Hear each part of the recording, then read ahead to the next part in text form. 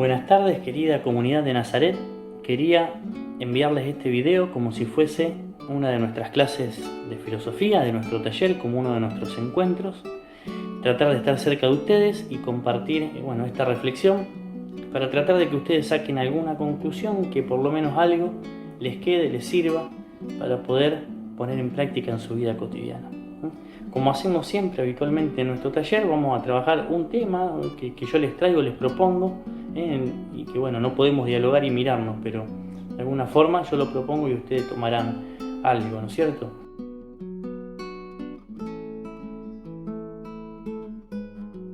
Hoy les presento una filósofa muy importante que se llamó Edith Stein. Es una filósofa que en su origen era atea y fue alumna y discípula de uno de los filósofos más grandes del siglo XX que se llamó Edmund Husserl, que este hombre dio un giro muy importante en la filosofía, ¿sí? Que en otra situación a lo mejor lo comentamos. Y a la vez era compañera de otro gran filósofo alemán que se llamó Heidegger, que también fue muy importante. Esta mujer, que era de origen judía, atea, se convierte al cristianismo, tiene una conversión muy fuerte. Y es tan fuerte que entrega toda su vida a Dios y termina siendo no solo una consagrada, sino una carmelita. Termina su vida de contemplación y ahí hace sus últimos escritos, porque muy prontamente es capturada por los nazis en el contexto de la Segunda Guerra Mundial, pasa esto, y es asesinada en la cámara de gas en el famoso campo de exterminio de Auschwitz, ¿sí? Ella podía haber evitado la muerte, podía haber evitado la captura porque tenía contacto, tenía forma de negar su procedencia judía, pero sin embargo ella decide correr el mismo destino que el pueblo judío que estaba siendo exterminado. Ella sentía que estaba siendo exterminada junto con su hermano pueblo judío y decide entregarse junto con su hermana. Son las dos asesinadas. El otro filósofo compañero con el cual discutían, Heidegger, tenían dos puntos totalmente diferentes sobre justamente lo que yo les traigo hoy, sobre qué es el hombre, ¿sí? Y no por nada los dos tienen dos vidas justamente también diferentes, es decir, encarnan su filosofía y terminan teniendo dos vidas diferente. Una termina siendo exterminada por los nazis y el otro, Heidegger, termina siendo un funcionario del régimen nazi, servil al régimen, al genocidio más grande que hubo en la historia, ¿no? Así que así es la historia, ¿no? Esta mujer que yo les quiero presentar trabaja un tema muy importante que tiene que ver con esta dimensión espiritual del ser humano que siempre hablamos en los talleres. Porque nosotros decimos que el ser humano, ¿sí?, por su dimensión corporal, por su corporeidad, por su organismo biológico que es su cuerpo, es decir, por su ser acá en el mundo, es decir, formamos parte del reino de la naturaleza, del reino de la vida. Somos un organismo vivo que estamos acá y que compartimos todas las características del reino natural, es decir, todas las características como un animal.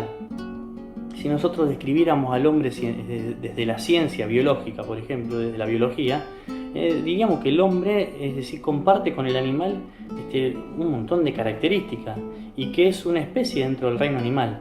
Es decir, pero aquello que nos hace humanos, tiene que ver con otras cuestiones que la ciencia muchas veces no logra abarcar ni tocar.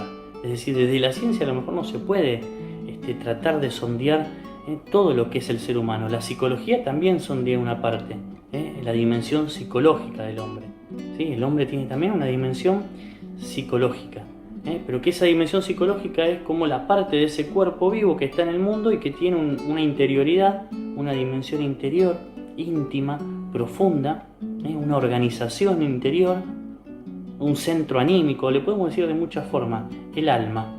Y esa alma, en una primera descripción, es esa dimensión interior de este ser vivo que es el hombre. Pero también hablamos siempre en las clases y usamos aquella famosa frase que se desprende de una obra muy grande de Jean-Paul Sartre, que dice que a ustedes les gusta mucho y siempre la comentan, que dice que uno es lo que puede hacer con lo que hicieron de uno. Yo soy lo que puedo hacer con lo que hicieron de mí.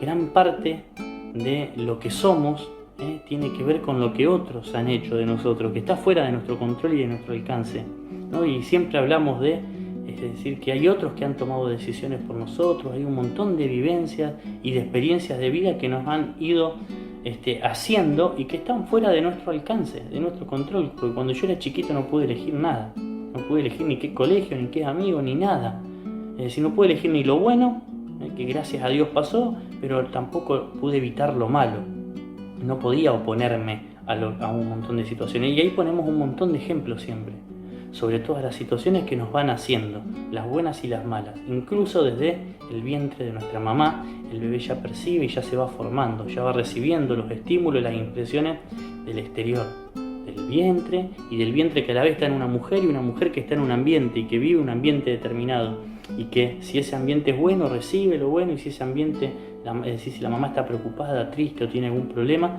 también el bebé ya empieza a recibir.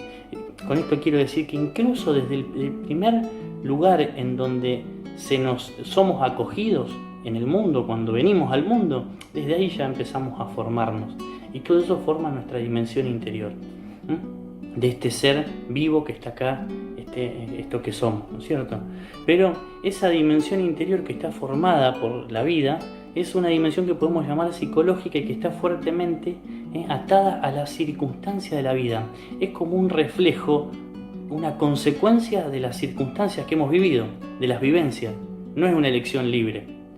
Pero a la vez el ser humano tiene otra dimensión de su interioridad, en la cual puede ejercer una libertad. Y es esa la que llamamos la dimensión espiritual. Estas son dimensiones, no son partes. Es decir, todo esto está en el ser humano, es decir, todas estas dimensiones están juxtapuestas, digamos, conviven una con otras. No es que tenemos una parte separada de la otra. Todo esto es una unidad de un cuerpo biológico, de una dimensión psicológica y de una dimensión espiritual. El hombre es esa unidad de todas esas dimensiones. Y en toda esa dimensión interior que nosotros tenemos, la inteligencia, la memoria, la imaginación, las emociones, todo el sentir del hombre, todo lo que el hombre es por dentro, esa programación interior, en gran parte, una gran parte de toda esa interioridad ha sido como, por decirlo de alguna manera, programada por este mundo que nos recibió. Y con este mundo quiero decir las personas que nos recibieron, esos primeros entornos familiares que nos recibieron, también la sociedad que nos recibió, los ambientes, todo lo que nos recibió, ¿sí?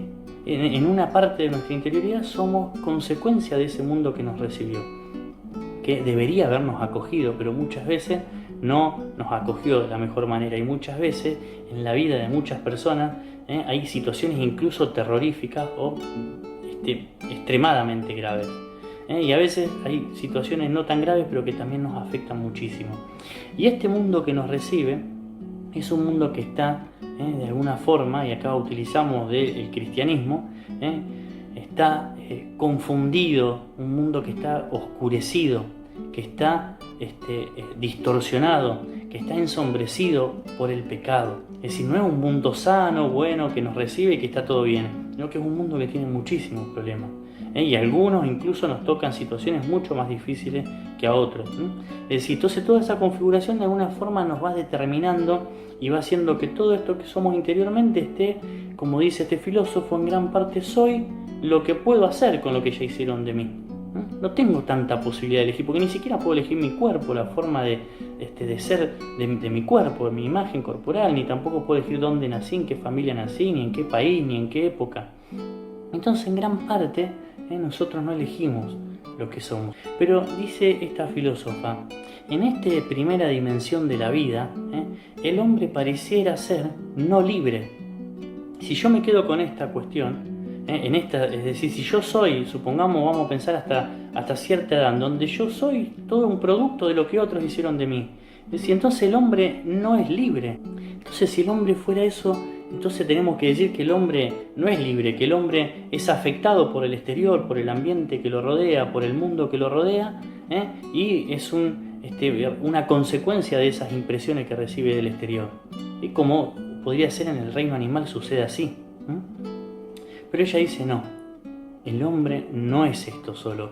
hay algo más en el hombre que yo puedo experimentar en mi vida. No es algo que me invento teóricamente, no es una teoría. Esto ustedes lo pueden experimentar. Yo soy a la vez alguien, un yo, una persona que está entre medio de esa realidad en la que me encuentro, en esa circunstancialidad, y a la vez estoy entre las ansias de otras cosas, que podríamos decir yo estoy en búsqueda del valor de mi vida o del sentido de mi vida. Busco, o lo que todo hombre busca, decía, ¿no?, Aristóteles, desde aquí estamos hablando 400 años antes de Cristo, la felicidad. ¿Qué es la felicidad? Ese bien al que el hombre aspira, ese lugar como de una especie de plenitud, hacia donde el hombre busca. San Agustín dice, el ser humano está constantemente buscando un sentimiento de plenitud, tiene el anhelo de encontrar la paz de su alma, el sentido cabal de su existencia. El hombre es como que en este mundo está en la búsqueda de tratar de hallar el sentido y el lugar que tiene en el mundo.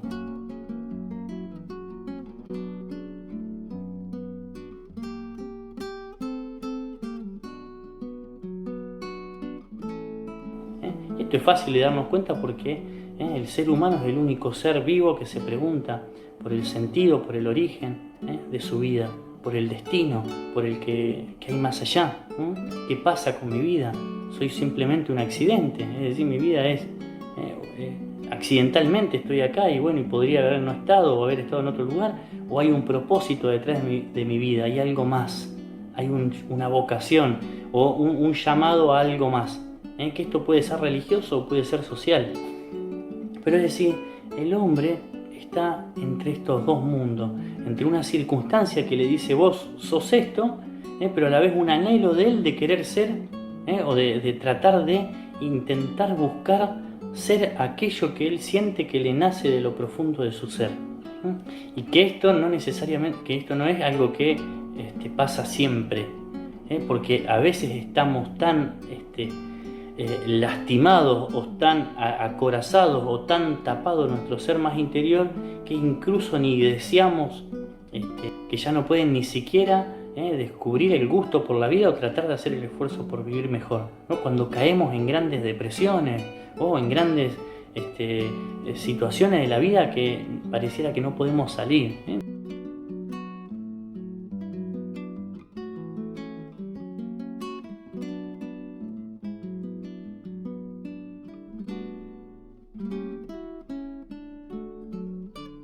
Estamos entre estos dos mundos, ¿no es cierto?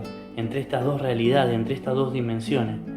También Ernesto Sábato dice en uno de sus libros, el alma del hombre vive la trágica condición de estar en un cuerpo que perece, que muere, que lo tira para abajo pareciera, y a la vez un espíritu que anhela la eternidad.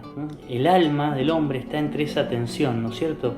Entre el espíritu que busca la eternidad, que busca el sentido, más allá, que quiere permanecer, y un cuerpo que se deteriora y que muere, un cuerpo que está, digamos, incrustado en las circunstancias de la vida. En esas circunstancias muchas veces están las grandes mentiras, las grandes heridas, los grandes laberintos en que hemos entrado, de los cuales no podemos salir. Y a veces las circunstancias nos llevan a creer que mi circunstancia personal es la única circunstancia o la única verdad o la única realidad, ¿sí? Entonces, esta filósofa dice, el ser humano está entre estas dos, es decir, en sí hay dos dimensiones de su interioridad, una que está más anclada a la vida y a la circunstancialidad, y otra que está en constante apertura y que busca trascender y salir de la circunstancialidad, del sí mismo, del ensimismamiento, de quedarme encerrado en mi propio ombligo. Hay una parte de nosotros, de nuestro ser, que busca trascender. Es decir, el hombre está en una constante expansión. Se puede expandir incluso hasta Dios, digamos. Nosotros nos abrimos a los otros, nos abrimos a la naturaleza, nos abrimos también hasta Dios, ya sea por su afirmación o por su negación. Entonces, entre esta dimensión espiritual del hombre, ¿qué hace? Nos libera De alguna forma es la posibilidad que tenemos de liberarnos de esa circunstancialidad. ¿Sí? Por el espíritu el hombre es libre de su circunstancialidad. Es decir, que no significa una negación de lo que yo soy y de mi historia y de mi identidad, sino lo que significa es que todo aquello y todo eso que dijimos que yo no puedo cambiar de mi historia y de mi vida, me condiciona, ¿sí? Me hace ser de una forma particular y me condicionó en todo mi entramado interior de mi vida, de mi alma, pero no me determina, no tiene la última palabra sobre mi existencia. En mí hay una fuerza, hay una voluntad, hay una serie de actos, dice esta filósofa, volitivos, emocionales, que van más allá de la mera psicología, que tienen que ver con la búsqueda de otra cuestión que tiene que ver con el sentido de la vida, que tiene que ver con la vida, que nos conecta con el sentido particular de la vida del ser humano, que es diferente de la vida de otro ser. El sentido particular, la relación que el ser humano tiene con los demás, la relación que el ser humano tiene con la naturaleza, la relación que el ser humano tiene con el fondo, en definitiva con el fondo del universo. El ser humano puede encontrar la relación que tiene él con las cosas, con los demás y con Dios y con todo. El animal no, el animal está estático en su mundo. Un pez está en el agua y no sabe que está en el agua, no es consciente de que él vive en el agua y de las no es consciente de su existencia y de la manera de ser de su existencia, no se pregunta por esas cosas.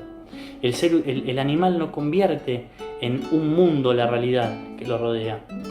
El animal vive en esa, inmerso en la naturaleza, ¿sí? Extático en la naturaleza, forma parte de esa naturaleza. Y vive en función de la especie. Todo lo que hace lo hace por leyes de la naturaleza que están inscritas en su propia naturaleza, es decir, la naturaleza que lo gobierna, y todo lo que hace lo hace por servir a su especie, ¿sí? por un fin natural. No tiene un proyecto personal, individual, no tiene sueño, no tiene sentido, no crea nada. El animal no crea nada. El único ser que crea es el hombre. ¿Ustedes vieron alguna vez un perro escuchando música? Adrede. Es decir, un león, cuando uno ve en un documental que está ahí en la sabana africana paspándose la mosca con la cola, no está pensando absolutamente en nada. Está ahí y no sé qué estará haciendo, pero no piensa nada, no creó nada. No tienen cultura, es decir, no han creado, no han puesto sus impulsos en crear nada nuevo. Todo lo que hacen lo hacen para satisfacer una necesidad de su especie. No tienen nada, desde el primer león hasta el último león están exactamente igual, son lo mismo.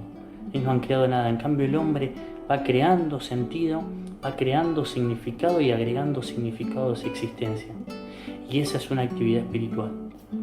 Y esa actividad espiritual, cada hombre la va a poner en marcha, no solo por conocerla y por tenerla, sino por ejercitarla, por ponerla en práctica y por darse cuenta de los frutos que da la vida. Cuando uno dice, mira, este hombre es espiritual, ¿sí? Es una persona espiritual. ¿Qué queremos decir muchas veces cuando nos referimos a eso? Es una persona que no reacciona naturalmente, no reacciona así mecánicamente, sino que es una persona que medita, que piensa las cosas, que no responde inmediatamente, como el animal en la naturaleza. Y cuando también decimos, mira, se comportó como un animal, o yo me comporté como un animal, cuando vemos situaciones de un taxista que se baja y le parte un palazo en la cabeza al que le tocó bocina, decimos, ¿qué pasó ahí? O cuando vemos a una persona que engañó a su mejor amigo con la mujer, que se comportó como un animal. ¿Qué pasó ahí? Entonces el ser humano que crea sentido, que crea significado, que es totalmente diferente al ser humano, tiene en su persona, en su alma, un centro anímico que, es decir, que está entre medio del mundo y de él. No reacciona directamente a lo que pasa en el mundo, en su entorno, ni siquiera a sus propios impulsos. Yo no sigo mis impulsos directamente. A veces tengo ganas de hacer algo y lo refreno y no lo hago. Eso lo hacemos los seres humanos. Eso es propio de nosotros, de nuestra dimensión espiritual, ¿sí? Y esta mujer, esta filósofa, nos va a hablar de esta dimensión espiritual, porque nosotros vamos a construir sentido y agregar significado a la vida, darle sentido a nuestra vida, en la medida que tengamos recursos para hacer eso. Es decir, vamos a darle sentido a las cosas, a la vida en general y a nuestra propia vida, en la medida que tengamos con qué darle sentido. Es decir, si yo quiero armar, yo soy herrero, ¿no? Ustedes saben que yo también además era herrero. Si yo quiero fabricar un parrillero con hierro, tengo que saber hacerlo y tengo que haberme nutrido de cierto conocimiento para realizar un parrillero. Para soldar, para saber qué caño va con qué caño y cómo se hacen las cosas, para doblar lo que sea, o para hacer algo más complicado. Tengo que conocer. Y si yo no tengo con qué, por más que lo quiera hacer, no lo voy a poder hacer. Entonces, y en todos los aspectos de la vida, todo lo que nosotros queremos emprender, o hacer, o soñar, o planificar, necesitamos tener recursos. Y así también, nuestros sueños, nuestros proyectos, nuestros anhelos, están directamente relacionados con lo que hay en lo profundo de nuestro ser y con todo aquello de lo cual nos nutrimos. Como se dice, uno cosecha lo que siembra. Es decir, eso es una ley básica de la vida. Uno también dice, la boca habla de lo que abunda el corazón. Es decir, si yo supuestamente estoy en paz, y bueno, ¿y por qué hablo todo el día con ira? ¿O por qué todo el día tengo enojo, malestar? ¿Qué es lo que le da valor a la vida? ¿A qué cosas le atribuyo valor yo? Porque a las cosas que yo le atribuyo valor son por las que me muevo. Y entonces, en la medida que yo tenga claridad o oscuridad, en la medida que yo tenga luz o no la tenga, en la medida que yo tenga conocimiento o no lo tenga, en la medida que yo tenga buenas experiencias o malas, en la medida que es como yo voy a priorizar y construir el sentido de mi vida, de la vida de los demás y de la vida de todos, ¿no es cierto? El sentido de mi propia existencia. Entonces, para esta filósofa es muy importante tratar de ver que el hombre está siempre, permanentemente en relación con los demás y con lo que está fuera de él. Una cosa obvia lo que yo estoy diciendo, ¿sí? Pero que a veces no la pensamos. Nosotros somos siempre lo que vamos recibiendo de los entornos en donde estamos. Desde la panza de nuestra mamá hasta el día de hoy, estamos siempre en ambientes. Entonces ella va a hablar de campos espirituales.